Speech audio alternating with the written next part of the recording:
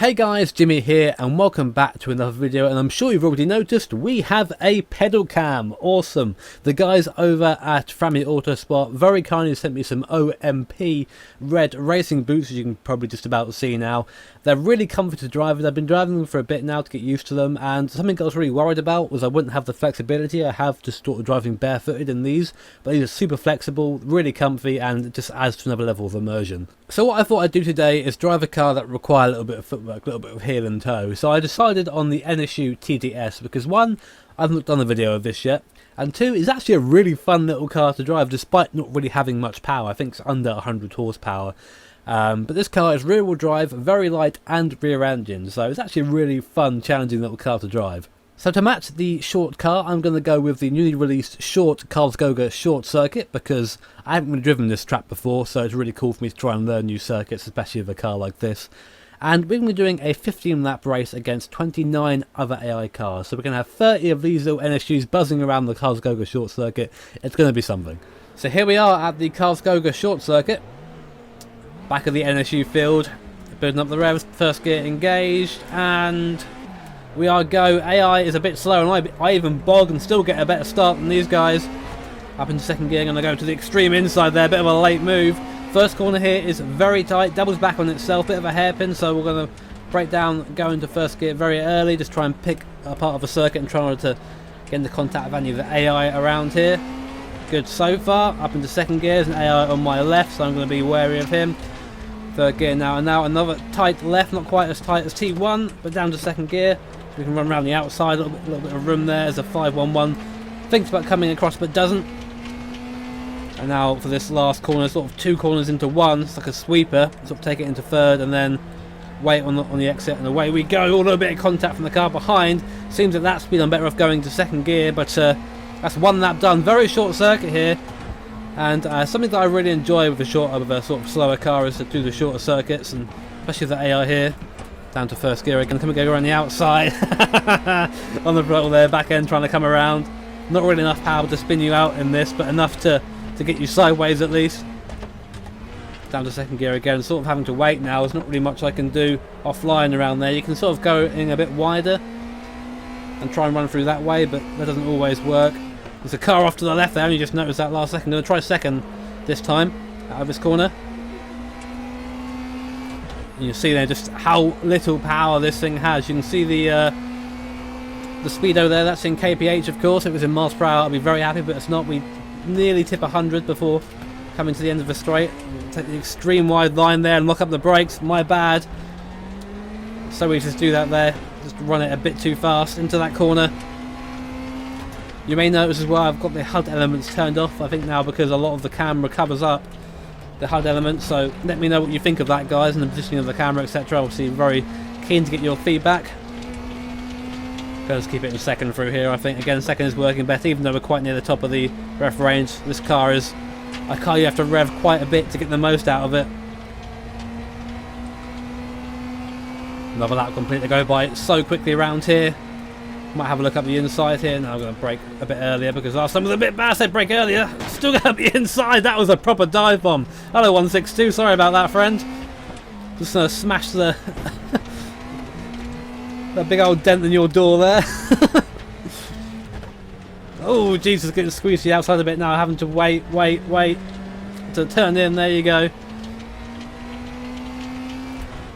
Third gear. Now, yeah. So you're right in between there. AI is right on me. Not quite as aggressive round here, the AI, as they were at Monza, fortunately for us.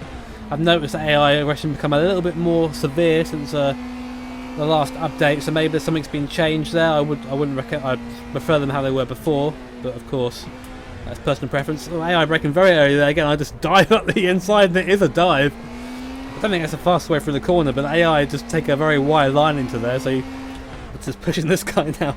So you whack one up the inside, 101 gets loose. That was scary. Have to take again the outside down now because the AI is going to follow him through. Ooh, a little bit of a biff. You can see there, just about, if you peek into the back of that guy's boot, you can see the engine. That's where it lives. Does mean this thing has pretty damn good traction though, so I'm getting flashed from behind. I get flashed a lot in these videos. Maybe because I'm punting people, you know, maybe that's why. See, that isn't working for me. I keep doing it. I need to brake earlier. Oh, car on my inside. Going to try and make it too wide through here. Give him room on the inside. Now I've got the inside. AI says no thank you. It gives me a bit of a biff, but I'm now going to just squeeze him out. Thank you very much. See if it's second through here. All the way to the top of the rev range there, just touching the limiter and then shifting into third gear. No idea where we are in terms of place. We'll check in with that at the end. But I'm just enjoying the experience, to be honest there. As you hear my clutch is playing up a little bit. It's not too bad in this car because there's not much power. Again, just braking far too late. Making all the dive bombs. Public server style racing against AI isn't good. I'm just braking too late. It's not that I'm actually intentionally going for up the inside there, but what happens is I brake and sort of realise that I'm going in too hot, and then I'll have to scrub it off. But I've got to say, it's so cool getting to drive in proper racing boots. I know the pedals probably don't require them, but it's just like another level of immersion. You know, I've got a couple of really interesting real life opportunities that I'm hopefully looking forward to sharing with you at some point. So I think getting used to actually wearing stuff like this will do me good in the long run. That's a bit better through there. You see, oh, just weight came around there as I turned in. Not quite what I wanted, but that sort of line was faster, just braking a little bit earlier. Oh, I missed a pedal there a little bit. Still getting used to wearing the boots, of course. It's a completely weird new sensation for me because I'm someone who pretty much always drove barefooted or in socks. You know, I never ever drove with any sort of shoe or anything. So actually driving with it is really it's a new sensation, but it's a positive one. It's actually really comfy driving in boots as opposed to mashing your foot against a metal pedal. That's a bit better through there, Jimmy. Second gear, just grab it there, and then you punch up into third. I always love driving H-pattern cars and sims. There's just something different about them, you know. It's like just a technique you learn. And I've said it before. It's something that is transferable to the real world as well. I mean, I learned the basics of heel and toe in sim, and then applied them to the real world, and I can now do it in real life. You know, that's insane to me that I can take that across to real driving. You know. Before I'm trying to find out where to brake. We've only got a 50 board there, so I'm sort of losing the start of those cones on the right as a brake marker. This thing's very responsive in first gear. You get a lot of cars in first gear that are just sort of, you hit the throttle and the car just immediately soars to the roof of the rev limiter, and you don't really get any performance. You just get sort of like a jerk. But in this car, being a 4-speed, the first gear is actually geared fairly long. You have to do that there, the heel toe. It's something as well. You have to sort of make sure you don't just do it for the sake of doing it. Sometimes you don't need to heel and toe. Fourth gear again. This guy sort of middle of the road. I had to just, Jesus Christ, I got that very wrong there. But I really dislike when the AI do that. It's sort of just brake in the middle of the road and you're not quite sure where to go. Again, braking too late there. Very difficult corner to get right, I find, even in this car.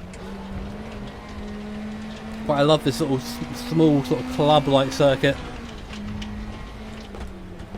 Reminds me a lot of just like the very small British circuits, but it reminds me a little bit of Karlskoga, this sort of corner here, actually. It's a track that I've not actually driven for a very long time in sim. Fourth gear again. Let's try and brake a bit better this time. Brake at the end of the guardrail instead.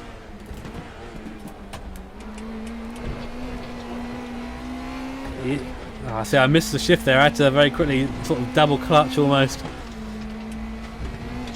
That granny shifting, yo.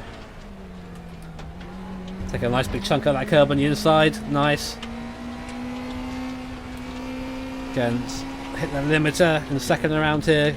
Get it turned in. Get the front hooked up. There it is. Get a little bit of understeer at first when we turn this car in, but once if you're a little bit more violent with it, it will start turning. It will kick around. Not many laps left now. Oh, jeez. Braking messed up again. Ah, I'm sorry. It's alright, we're through. Completely fair and balanced racing, ladies and gentlemen. If Fox News did racing, fair and balanced, with the occasional massive punt. second gear again, just letting it hit the rev limiter there. There's no risk to the engine. Well, it doesn't seem so anyway. It probably would be in real life, but I've revved the tits of this thing for quite a while and it's not really complained about it. Actually, I think it enjoys it. Right, brake earlier, Jimmy. Take a bit of a wider line as well, try and carry the speed through.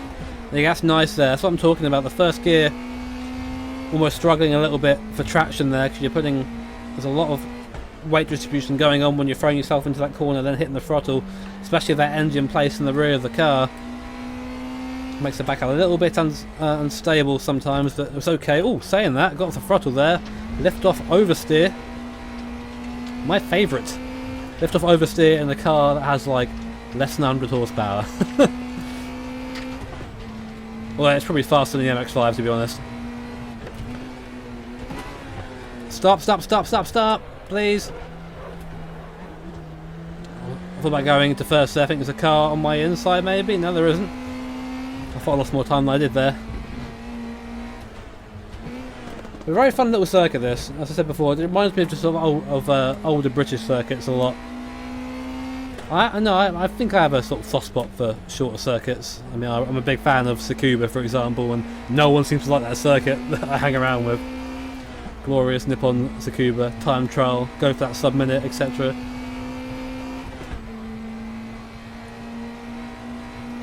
Oh, and there's the end of it. I was just getting into that, and I was just waiting for the braking zone. I was wondering if that was the last lap or not, and it was. Look at our glorious livery there as well.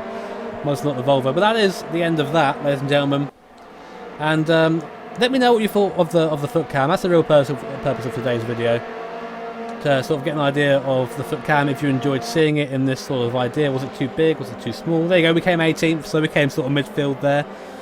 And the NSU, it's a fun little car. I don't see it really fitting in anywhere unless there's a league that runs it somewhere. But it's fun to drive, and I guess that's all you can really ask for in a sim nowadays anyway. But anyway guys, thanks for watching, hope you enjoyed. I will be streaming later on, so make sure you're around for that.